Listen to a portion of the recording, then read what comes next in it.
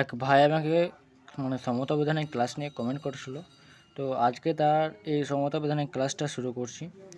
আর কেমিস্ট্রির সমস্যা হলে আমাকে কমেন্ট করবে ইউটিউবে, তো আমি তার সমস্যার সমাধানটা করে দেবো ইনশাআল্লাহ, যতটা পারবো করার চেষ্টা করব। তো আজকে এই সমতা বিধানের ক্লাসটা আমি আজকে শুরু করছি। তো প্রথমে আমাকে কিছু জিনিস জেনে নিতে হবে, ধাতু এবং অধাতু এই জিনিসগুলো। তবে এই ক্লাসটা স্কিপ না করে যদি দেখতে পারো তো সমতা বিধানের সমস্তটাই বুঝে যাবে। ধাতু অধাতু চিনতে না পারলে কিন্তু সমতা বিধান হবে না। তো আগে আমি ধাতুগুলো লিখে নিচ্ছি, যে দেখেন এজি, এইউ, এফি, সিআর, এমজি, মানে এসব তো নাম হয়তো প্রচলিত নামগুলো জানেন, সোডিয়াম ক্লোরাইড এখানে যেমন নিজে লিখছি। তারপরে এবার অধাতুগুলো লিখবো,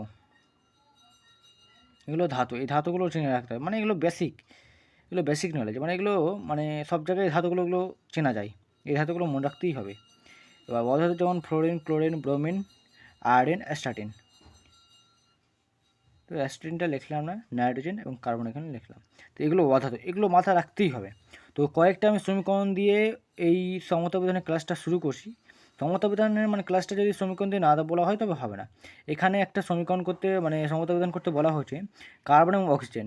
তো সমতা বিধান করতে গেলে প্রথমে আমাকে ব্যালেন্স দেখার জন্য আমাকে দেখতে হবে এখানে কার্বন আছে একটা, এখানে কার্বন আছে অক্সিজেন। তবে এখানে একটা কথা বলে রাখি, যে কার্বন এবং অক্সিজেন বিক্রিয়া করলে একে বিক্রিয়ক বলা হয়, এবং কার্বন ও অক্সিজেন যেটা কার্বন মনোক্সাইড তৈরি হলো এটাকে বলা হয় বিক্রিয়জাতক পদার্থ। ওকে, তো এবার আমি নতুন করে এই জায়গাটা আবার শুরু করছি, এটাকে বিক্রিয়জাত পদার্থ, এটা বিক্রিয়ক বলা হয়, এটা মাথায় রাখতে হবে। এবার কার্বন আছে এখানে একটা, কার্বন ওখানেও আছে একটা, ঠিক আছে সমতা বিধান। এবার আছে অক্সিজেন, অক্সিজেন আছে এখানে দুটো, অক্সিজেন আছে এখানে একটা, তো দুটো এখানে বসিয়ে দিলাম, তো কত হলো এখানে দুটো অক্সিজেন, ঠিক আছে। এবার প্রথম থেকে আমি দেখো একটা ব্যালেন্সের জন্য একটা নাম্বার বসাবো কোনো একটা পদার্থে, তো সেক্ষেত্রে আমাকে প্রথম থেকে আবার মিলাতে হবে যে নাম্বার ব্যালেন্সটা ঠিক আছে কিনা। তো আবার দেখছি আমি কার্বন আছে এখানে একটা, ওখানে আছে কার্বন দুটো, তো হচ্ছে না, তো কার্বনের সামনে দুই বসিয়ে দিলাম, কত হলো কার্বন দুটো, ঠিক আছে। অক্সিজেন দুটো, ঠিক আছে, ঠিক আছে। এবার এটা ব্যালেন্স একদম পারফেক্ট। তার পরে আরেকটা সমীকরণ লিখছি, এবার ওটা একটু ভালো করে জানতে হবে। 2 নম্বর সমীকরণটা হচ্ছে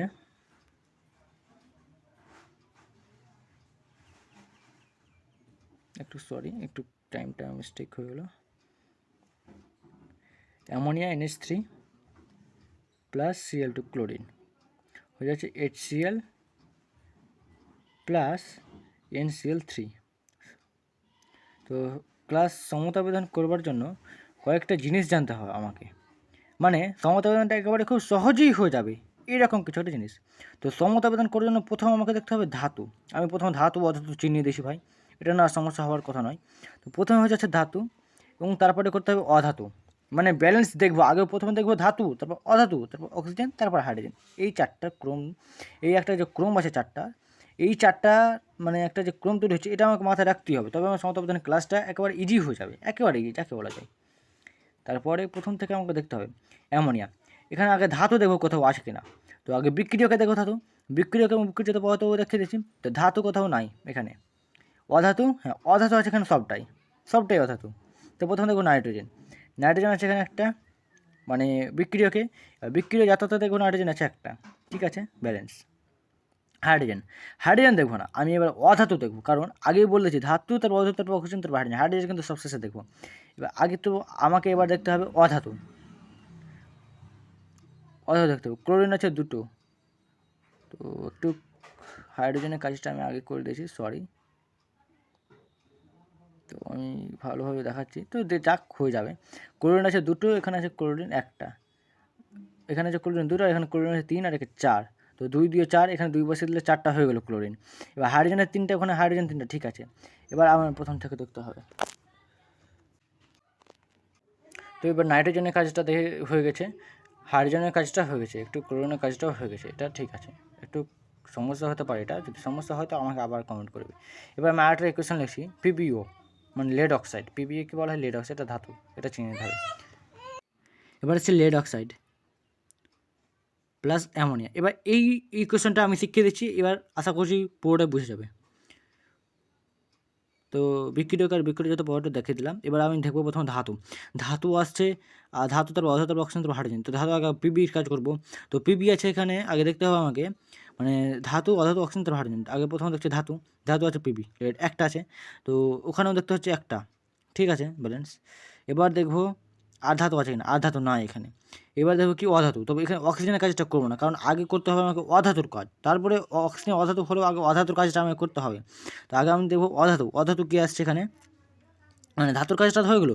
এবার অধাতু, অধাতু হয়ে যাচ্ছে নাইট্রোজেন, নাইট্রোজেন আসছে ওখানে একটা, নাইট্রোজেন আসছে ওখানে দুটো, কটা হলো, নাইট্রোজেন একটা, এখানে নাইট্রোজেন দুটো, এখানে একটা বেশি, তার ওখানে 2 বসে দিলাম, কত হলো, নাইট্রোজেন দুটো, নাইট্রোজেন দুটো। তো প্রথমে আমি বলেছি একটা ব্যালেন্স মানে রাখার পর প্রথম থেকে আবার আমাকে দেখতে হবে। তো পিবি আছে একটা, পিবি আছে একটা, নাইট্রোজেন দুটো, নাইট্রোজেন দুটো, ঠিক আছে। এবার হাইড্রোজেনের কাজ করবো না, এবার করবো অক্সিজেন কাজ, কারণ বলা আছে ধাতু, অধাতু, অক্সিজেন, হাইড্রোজেন। তো আমাকে অধাতু হয়ে গেছে, এবার অক্সিজেনের কাজ করবো। অক্সিজেন, অক্সিজেন আছে একটা, তো পিপির কাজটা হলো নাইট্রোজেন আসছে দুটো, নাইট্রোজেন আসছে এখানে মানে দুটো, তো হয়ে গেছে। হাইড্রোজেন আসছে 3টা ওখানে, তো হাইড্রোজেন 3 দিয়ে 6টা, আর এখানে 3 দিয়ে 6টা, 3 বসে দিলে 3 দিয়ে 6টা হয়ে গেলো। আবার প্রথমটা দেখছি পিপি একটা, ওখানে পিপি একটা, ঠিক আছে। এবার নাইট্রোজেন আসছে দুটো, নাইট্রোজেন আসছে দুটো, হাইড্রোজেন আসছে কটা, 3 দিয়ে 6টা, 3 দিয়ে 6টা, ঠিক আছে। এবার অক্সিজেন, অক্সিজেন আসছে একটা, অক্সিজেন আসছে একটা, ঠিক আছে, একদম ব্যালেন্স পারফেক্ট হয়েছে, একটা দেখার মতন ব্যালেন্স। যদি না বুঝতে পারো ভাই তারপর আমাকে বলবে, এরপরে যদি আর কোনো রকম সমস্যা হয় তো আমাকে বলতে পারো, সমস্যা নাই। All the best.